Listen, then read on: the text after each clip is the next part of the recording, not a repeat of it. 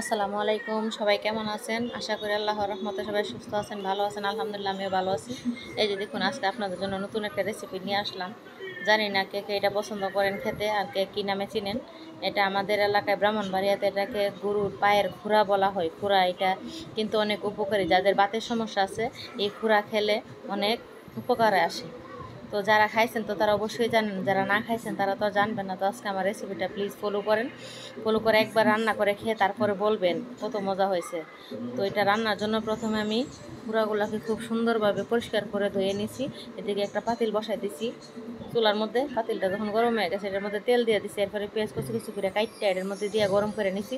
পেঁয়াজটা যখন লাল লাল হয়ে আসছে তখন এর মধ্যে তেজপাতা আর এলাচ গুঁড়া দিয়ে দিছি পরিমাণ মতো। তারপর এটার মধ্যে একে একে রসুন, পেঁয়াজ বাটা, আদা বাটা, জিরা বাটা সব কিছু দিয়ে লাল লাল করে একদম ভেজে নিব। আমার মশলাটা লাল লাল করে ভাজা হয়ে গেলে আমি পাশের চুলাতে গরম পানি বসিয়ে রেখেছি একটা পাতিলের মধ্যে। আমি যে কোনো তরকারি রান্না করলে গরম পানি ব্যবহার করি, কারণ গরম পানি দিলে তরকারির ঝোলটা খুব সুন্দর কালার আসে। এটা কাঁচা মনে হয় না, না হলে আমার কাছে কাঁচা কাঁচা মনে হয় তরকারির এটা। তো যাই হোক, তো আমি এটার মধ্যে গরম পানি দিয়ে দিয়েছি। তারপর স্বাদ মতো লবণ, তারপরে এর মধ্যে একে একে সব রকম গুঁড়া মশলা অ্যাড করে নেব। হলুদ গুঁড়া, মরিচের গুঁড়া, আমি আবার মরিচের গুঁড়াটা একটু বেশি খাই, সেজন্য একটু পরিমাণটা বাড়িয়ে দিলাম। তো আপনারা চাইলে একটু বাড়িয়ে কমিয়ে নিতে পারেন, কোনো সমস্যা নাই, আর কোনো সমস্যা হইব না। তো এর মধ্যে হলুদ গুঁড়া, মরিচের গুঁড়া, তারপর ধনিয়ার গুঁড়া সব কিছু দিয়ে সুন্দরভাবে মশলাটাকে ভালোভাবে কষিয়ে নিব। আর মনে রাখবেন সবসময় একটা কথা, যে কোনো তরকারি রান্না করেন মশলা যত সুন্দর করে ভালোভাবে কষানো হবে তরকারিটা খেতে ঠিক ততটাই মজা হবে। মশলার কষানোর উপর ডিপেন্ড করে তরকারির মজাটা, যেটা আমি ফিল করি আর কি, যেটা আমি মনে করি। তো মশলাটা খুব সুন্দরভাবে কষানো হয়েছে, তেল উপর উঠে আসছে দেখছেন। তো এটার মধ্যে আমি গুঁড়াগুলারে দিয়া সুন্দর করে একটার সাথে একটারে মাখো মাখো মাখো মাখো করে মিশাইয়া গরম পানি হালকা দিমো দিয়া এটারে সুন্দরভাবে কষাইয়া নিব। এখন কষানোর জন্য ঢাকনা দিয়ে ডেকে নিলাম। তারপরে যে এটা বুটের ডাল দিয়ে রান্না করলে মানে অনেক ভালো হয়। জাস্ট আমার কাছে বুটের ডাল নেই, সেজন্য আমি দেশি আলু শুদ্ধ করে নিয়ে আলুগুলোকে খুব ভালোভাবে ছটকাইয়া বটকাইয়া এডিরে বাইঙ্গা টাইঙ্গা এহাসার কইরা মনে করেন, তারপরে এডিরে নিয়েছি।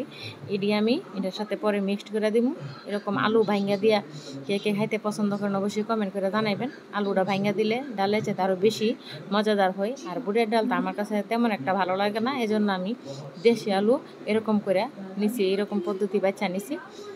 তো খুঁড়াটা আমি অনেকক্ষণ সময় নিয়ে কিন্তু রান্না করব, এটা সিদ্ধ হতে অনেক সময় লাগে। যারা এটা রান্না করেন তারা অবশ্যই বুঝবেন গরুর পায়ের খুঁড়া রান্না করতে কতক্ষণ সময় লাগে। যত সময় নিয়ে রান্না করবেন তত এটা স্বাদ বাড়বে। এই যে এটা একটু ভালোভাবে সিদ্ধ হয়ে আসছে, তো এরপর যে এসে আমি এই যে মাখায় রাখছিলাম আলুগুলো, ওই আলুগুলো এটার মধ্যে দিয়ে মিক্স করে নিব।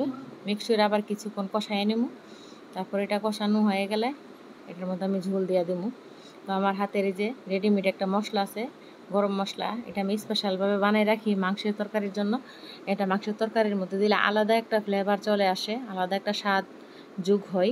আমার কাছে এটা খেতে অনেক ভালো লাগে। এই মশলাটা আমি সব মাংসের ক্ষেত্রে ব্যবহার করে থাকি। তো এত কষ্ট করে রান্না করতেছে, আমার রান্না ভালো লাগলো অবশ্যই লাইক কমেন্ট শেয়ার করবেন। আর অবশ্যই আপনারা বাসায় ট্রাই করবেন, এরকম পদ্ধতিতে রান্না করে আমারে জানাবেন খাইতে কেমন হয়েছে। আমার কাছে তো খাইতে অনেক ভালো হয়েছে। আবার কেউ কেউ দেখে মনে করতে পারেন ও মামা গুমা এতগুলো পানি দিয়ে দিছি ঝুলের জন্য, এর মধ্যে দিয়ে সাঁতার কাটন যাবো, কিন্তু না, আসলে কিন্তু কথাটা এটা না। এটা একদম মাখু মাখু করে আমি রান্না করুম, যেহেতু এটা রান্না করতে সময় লাগে এজন্য একটু পানিটা বেশি দিলাম, ঝোলটা একটু বেশি দিলাম পরিমাণে। এই যে দেখুন ঝোলটা শুকায়া, তারপর আমি কাঁচামরিচ এই পর্যায়ে সে দিয়ে দিছি। এই যে ফাইনাল লুকটা দেখুন, মাশাল্লাহ মাশাল্লাহ কত সুন্দর হয়েছে। কেমন লাগলো অবশ্যই জানাবেন।